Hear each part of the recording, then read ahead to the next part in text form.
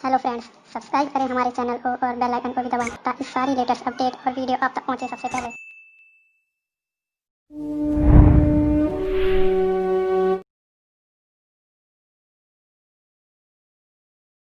You are welcomed in our channel Gyan Ki Shakti. Today I am going to teach you an special topic. How can we compose an essay easily on any topic?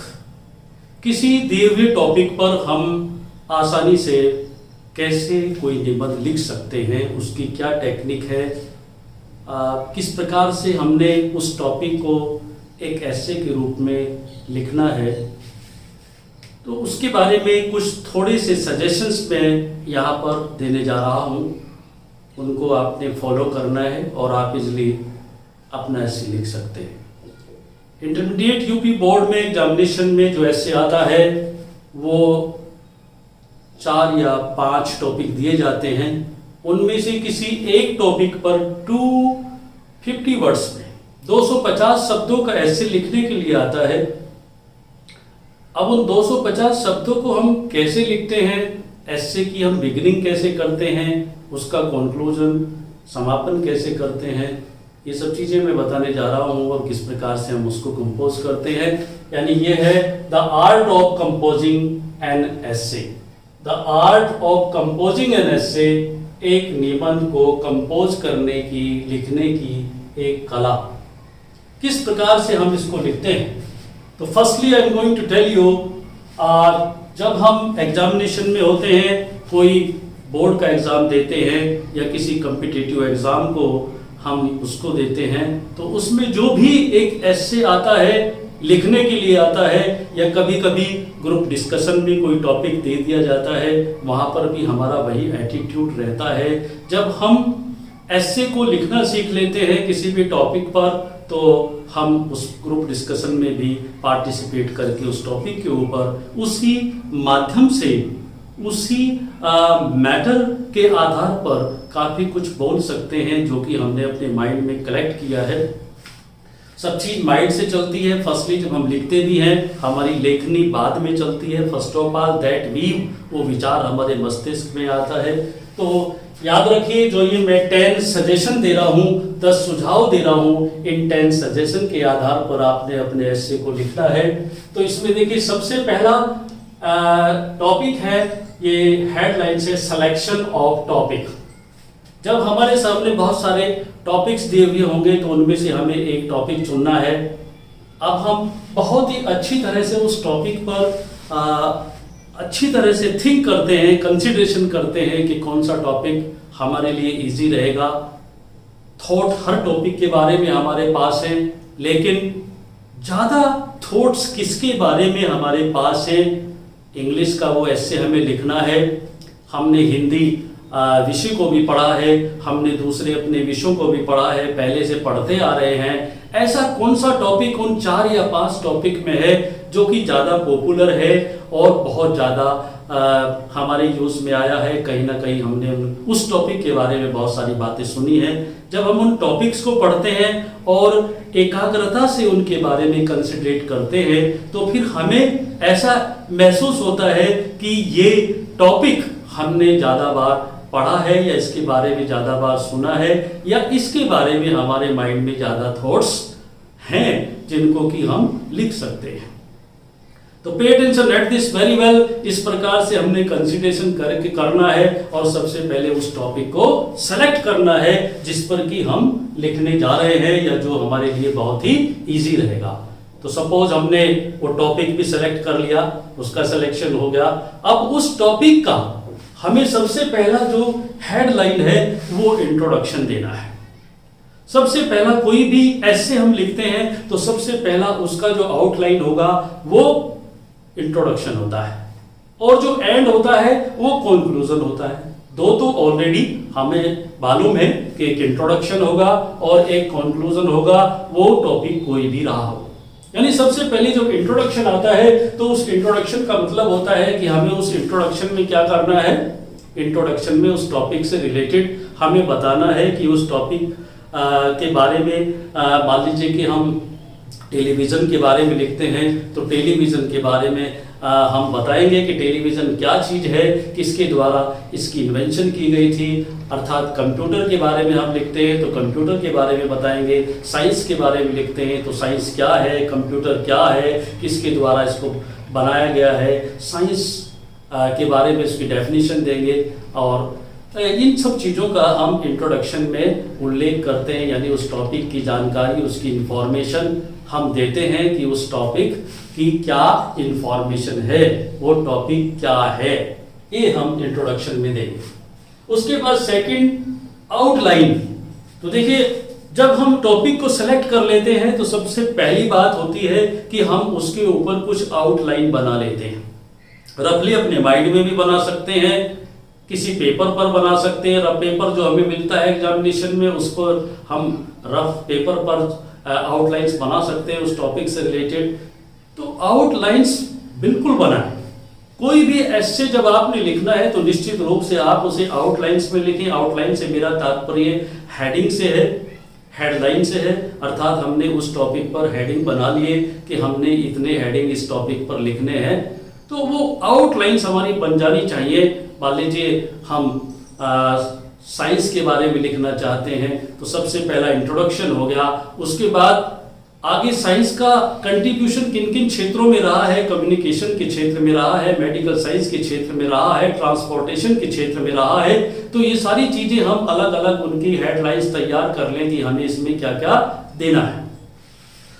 तो outline भी चलिए हमारी तैयार हो गई। उसके बाद third number पर आता है पैराग्राफ अकॉर्डिंग टू आउटलाइन। अब जो आउटलाइन हमने तैयार किए हैं, जो हमारी हेडलाइंस हैं, उन हेडलाइंस के आधार पर हमें एक एक पैराग्राफ बनाना है। उस हेडलाइंस को हमें बार बार पढ़ना है। हेडलाइन के बारे में पढ़ने के बाद ही हमें अपने माइंड में बहुत अच्छे से कंसीडरेशन करना है कि वो जो हेडलाइन है, उस हेडलाइन से रिलेटेड क्या क्या वीव्स हो सकते हैं, क्या क्या थॉट्स हो सकते हैं। मान लीजिए सपोज आप ट्रांसपोर्टेशन के बारे में कहना चाहते हैं या मेडिकल साइंस के बारे में कहना चाहते हैं, तो साइंस का आप ऐसे लिख रहे हैं और contribution in medical science, medical science में विज्ञान का क्या योगदान है ये लिखना चाहते हैं, तो केवल मेडिकल साइंस से रिलेटेड बात उसके संबंध में होनी चाहिए। सिर्फ रिलीवेंट मैटर हो, तर्क संगत मैटर होना चाहिए, अतर्क संगत नहीं होना चाहिए। मान लीजिए हेडलाइंस आपकी आउटलाइन कहती है कि मेडिकल साइंस, और उसमें आप ट्रांसपोर्टेशन दे रहे हैं, उसमें आप कम्युनिकेशन दे रहे हैं, ऐसा नहीं होना चाहिए। केवल रिलीवेंट मैटर से मतलब मेरा तर्क संगत मैटर से है, तर्क संगत मैटर ही उसमें आपने लिखना है जो हमारी हेडलाइन है। और पैराग्राफ में अकॉर्डिंग टू आउटलाइन जो भी हम मैटर उसमें लिखेंगे तो निश्चित रूप से ये ध्यान रहे कि it must not be repeated again and again. कुछ ये देखा जाता है कि कुछ बच्चों को जो कुछ मैटर्स उनके मेमोरी में होता है, जब कुछ और मैटर उनको नहीं समझ में आता तो मैनी टाइम्स वो उसको ही रिपीट करते रहते हैं। तो it must not be repeated again and again, बिल्कुल रिपीट नहीं होना चाहिए। जो बात एक बार हम कह चुके हैं उससे आगे ही हमें बढ़ना चाहिए। तो number 4, relevant matter according to outline. Outline के अनुसार रिलेवेंट मैटर हमें देना है, अनरिलेवेंट मैटर हमें नहीं देना है। तो पे टेंशन, कोई भी टॉपिक हो उसका हमने हेडलाइन तैयार कर लिया और हेडलाइन तैयार करने के बाद हमें उस हेडलाइन के अनुसार ही उसमें तर्क संगत जो भी बातें हैं उस से ही संबंधित वहां पर लिखनी चाहिए, कोई दूसरा नहीं होना चाहिए थॉट उसमें। उसके बाद नंबर 5 पर आप देखिए 250 वर्ड्स एट लिस्ट, कम से कम, एटलीस्ट का मतलब कम से कम आपका ऐसे जो कि 250 शब्दों में आपने कंपोज करना है। मैं आपको सुझाव देता हूं कि आप उसको कितने आउटलाइन में लिखिए। ये आउटलाइन आप यूज कर सकते हैं अकॉर्डिंग टू द टॉपिक के अनुसार 4 से लेकर 8 पैराग्राफ्स, 4 पैराग्राफ में भी हो सकता है और 4 से ज्यादा 8 पैराग्राफ तक उसका ऐड करिए। 8 पैराग्राफ से आगे उसको मत ले जाइए, क्योंकि कुछ टॉपिक ऐसे आपको मिलेंगे जिसमें कि ज्यादा पैराग्राफ नहीं बनेंगे, ज्यादा आउटलाइन नहीं बनेंगे, मैटर ज्यादा होगा एक पैराग्राफ में। किसी में आउटलाइन ज्यादा होंगी लेकिन मैटर कम होगा, तो उसमें 4 से लेकर 8 तक पैराग्राफ आप यूज कर सकते हैं। बट ये आपको ध्यान देना चाहिए कि कोई सा भी पैराग्राफ, जो भी पैराग्राफ आप लिख रहे हैं, ऐसा नहीं होना चाहिए कि किसी की लेंथ बहुत ज्यादा है, किसी की लेंथ बहुत कम है, कोई पैराग्राफ बहुत बड़ा है, कोई छोटा है। सभी पैराग्राफ लगभग इक्वल होने चाहिए, बराबर होने चाहिए। एक पैराग्राफ लास्ट में कंक्लूजन होता है, वो जरूर छोटा होता है, लेकिन और सभी पैराग्राफ इक्वल होने चाहिए। ऐसा नहीं कि पूरी कहानी एक पैराग्राफ में लिख दी और आगे एक एक 2-2 लाइनों के पैराग्राफ आप लिख रहे हैं, तो ये मैटर रिलीवेंट नहीं होगा और वो एक अच्छा ऐसे नहीं बनेगा। सबका लेंथ इक्वल होना चाहिए। उसके बाद नंबर 6 पर देखिए, यूसेज ऑफ प्रूवर्ब और स्टेटमेंट ऑफ ग्रेट पर्सनैलिटी। प्रूवर्ब का मतलब कहावत, यूसेज ऑफ प्रूवर्ब, कहावतों का प्रयोग करिए, और स्टेटमेंट ऑफ ग्रेट पर्सनैलिटी, या महान व्यक्तित्व, जो महान पुरुष हुए हैं, महान व्यक्ति हुए हैं, उनके जो स्टेटमेंट हैं उनका आप प्रयोग कर सकते हैं। इससे आपके अच्छे मार्क्स आएंगे, बहुत ही अच्छे मार्क्स आएंगे। मान लीजिए आप एक ऐसे लिखने के लिए जा रहे हैं और वो बुक्स के ऊपर लिख रहे हैं, स्टडी के ऊपर लिख रहे हैं, बुक्स के ऊपर लिख रहे हैं और स्टडी के ऊपर आपने ऐसे लिखा, तो उसमें कहीं पर भी आप दे सकते हैं कि फ्रांसिस बेकन ने ऑफ स्टडी ऐसे लिखा है, उसमें उसने कहा है books are the good companion in the life of the man. तो ये देकर according to saint Francis Bacon तो बहुत अच्छा होगा। उसी ने ट्रैवल लिखा है, ट्रैवल पर आप लिख सकते हैं। तो ट्रैवल में उसने लिखा है कि travel is the sort of education for younger and experience for the Elder. छोटों के लिए एजुकेशन और बड़ों के लिए एक एक्सपीरियंस होता है कोई भी ट्रैवल करना। तो इससे क्या हो जाएगा, उसमें 4 चांद लग जाएंगे, वो मैटर बहुत ही इंप्रेसिव और बहुत ही इफेक्टिव हो जाएगा। मान लीजिए साइंस के ऊपर आप लिख रहे हैं, तो साइंस में भी कोई प्रूवर्ब या कोई स्टेटमेंट ले सकते हैं। साइंस का कंट्रीब्यूशन क्या है, साइंस के बारे में एक प्रूवर्ब है, कहा जाता है कि science gives us prosperity in our life. Science हमारे जीवन में हमें खुशहाली देता है। आज हमारा टोटल लाइफ क्या है, साइंस पर टिका हुआ है। तो कोई भी स्टेटमेंट इस प्रकार के जो भी ऐसे आप तैयार करें, वो जरूर उसमें लिखा जाना चाहिए। स्टेटमेंट बहुत जरूरी होता है। नंबर 7 पर आइए, link of each para two another. प्रत्येक पैरे का दूसरे पैरे से लिंक होना चाहिए, संबंध होना चाहिए। ऐसा नहीं कि पहले कुछ और बात कर रहे थे, आगे फिर कुछ और बात करनी शुरू कर दी, और फिर नेक्स्ट अगले पैराग्राफ में जो पहले बात कह दी थी उससे बहुत पहले पैराग्राफ में हो चुकी है वो रिपीट कर दी। यानी from the very beginning up to the very end of the essay, इस टाइप से हम लेकर चले जैसे कि हमने उसे पिक्चराइज कर दिया। जैसे पिक्चर बनाते ऊपर से पेंट करना शुरू करते हैं और नीचे तक, या नीचे से पेंट शुरू करते हैं ऊपर तक। तो इस प्रकार से आपने उसको स्केच करना है, पिक्चराइज करना है, उसको बहुत ही अच्छा बनाना है। इसके अलावा नंबर 8 पर देखिए, conclusion in A short paragraph. हमेशा जो कंक्लूजन होता है, जो समापन होता है, वो बहुत ही शॉर्ट पैराग्राफ में होता है। शॉर्ट पैराग्राफ में होता है, बहुत संक्षिप्त उसमें लिखें, समिंग अप करके लिखें, कंक्लूड करके लिखें, कंक्लूड करके लिखें, या समिंग अप होता है, समिंग अप के बाद कॉमा लगाते हुए आगे लिखें। समिंग अप जहां आ जाता है उससे ये समझा जाता है कि अब हम इसका समापन कर रहे हैं। तो वो बहुत ही शॉर्ट होना चाहिए।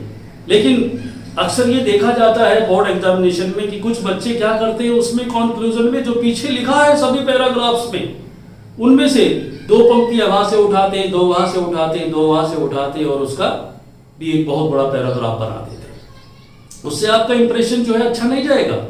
बस केवल आपने लास्ट में तो उसको समाप्त करना है, कुछ ही वर्ड्स में उसको समाप्त कर दीजिए, बहुत बड़ा पैराग्राफ नहीं होना चाहिए।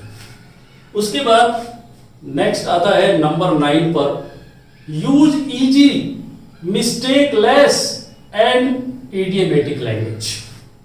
हमेशा जो भी ऐसे आप लिखें, अक्सर स्टूडेंट्स जो होते हैं वो बहुत ही ज्यादा भटके रहते हैं, बहुत ही ज्यादा दुविधा में, कंफ्यूजन में रहते हैं कि दूसरे स्टूडेंट्स तो बहुत बड़े बड़े अच्छे अच्छे वर्ड यूज कर रहे हैं, डिफिकल्ट वर्ड यूज कर रहे हैं, शायद उनके ज्यादा मार्क्स आएंगे। ऐसा नहीं है भाई, हमेशा इजी लैंग्वेज यूज करिए so that the examiner may understand it easily, ताकि एग्जामिनर भी, परीक्षक भी उसे आसानी से समझ सके।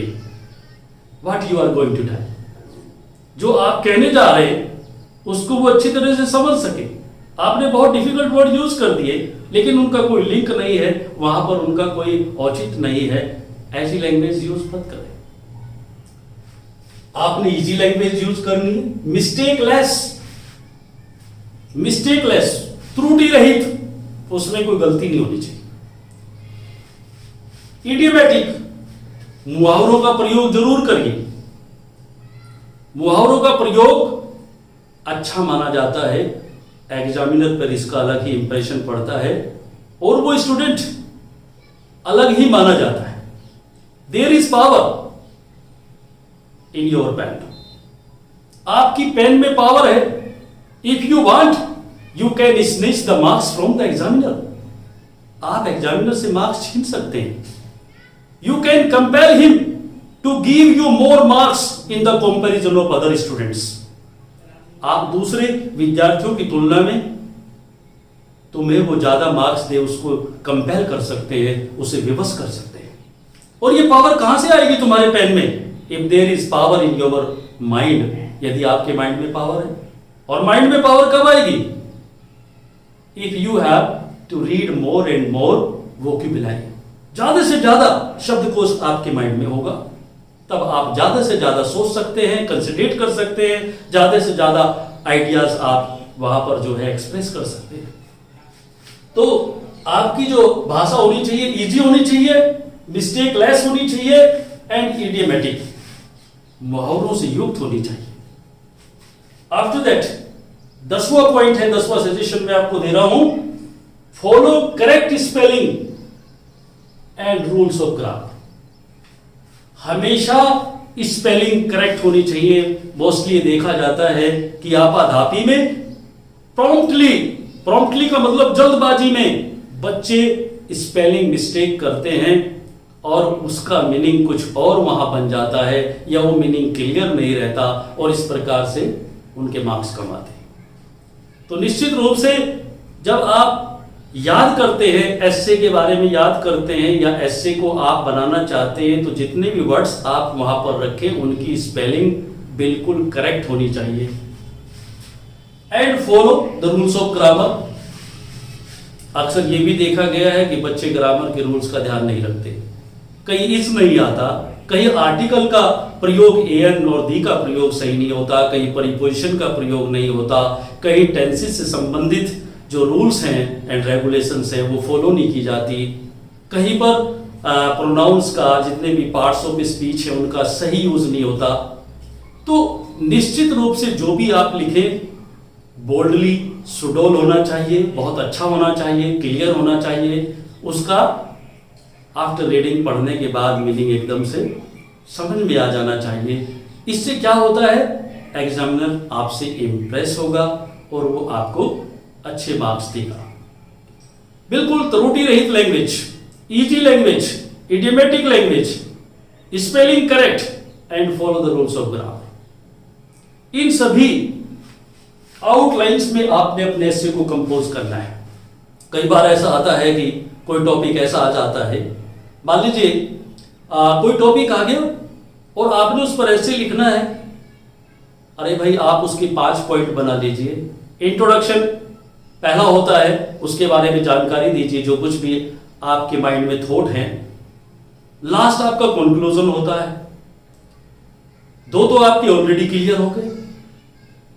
इसके अलावा वो जो टॉपिक आपको दिया हुआ है उसकी प्रेजेंट सिचुएशन क्या है वर्ल्ड में या सोसाइटी में, एक हेडिंग आप ये ले सकते हैं, present situation in the society और द वर्ल्ड, ये पॉइंट आपका बन गया। उसके बाद वो जिस टॉपिक पर आप लिखने के लिए जा रहे हैं उसके कुछ मेरिट्स और डिमेरिट्स भी होंगे, एडवांटेज और डिसएडवांटेज, दो हेडिंग आपके ये बन गए, एडवांटेज बन गया और एक डिसएडवांटेज बन गया। तो इसका मतलब 5 पैराग्राफ्स बन गए, 5 आउटलाइन आपकी बनी, introduction, present situation in the society और the world, advantage and disadvantage, और उसके बाद कंक्लूजन। और प्रत्येक पैराग्राफ में आपने 50-50 वर्ड्स का यूज कर दिया। उन 50 वर्ड्स में जो पैराग्राफ आपने बनाया, तो इस रूल के आधार पर आफ्टर कंसिडरिंग एवरीथिंग, जो भी आपके माइंड में विचार बने, मान लीजिए एक पैराग्राफ आपने लिया, एक आउटलाइन आपने लिया, आपने उसके बारे में थिंक किया। जब आपने उसके बारे में थिंक किया तो रफली आपके माइंड में जो भी थॉट्स उस आउटलाइन से रिलेटेड आते हैं, आपने रफली उनको नोट कर लिया। ये आता है, ये एक विचार ये है, एक विचार इस पे ये बन सकता है, ये बन सकता है, और उसके बाद उसको एक पैराग्राफ में पिरो दीजिए, पैराग्राफ बनकर तैयार हो गया। इस प्रकार से हम अपने एस्से को कंप्लीट करते हैं। इंटरमीडिएट एग्जामिनेशन में ये एस्से 12 नंबर का आता है। बच्चे बड़ी दुविधा में होते हैं, परेशान रहते हैं कि व्हाट शुड आई डू, कैसे लिखूं, कैसे शुरू करूं। तो डोंट फियर एट ऑल, डरिए मत, बिल्कुल बनाकर लिखिए, एस्से पर बहुत अच्छे नंबर आते हैं। Pay attention at this very well, and in suggestions को जो मैंने कहा है यू मस्ट फॉलो, आप एस्से बहुत ही अच्छे से लिख पाएंगे। Now finish this one.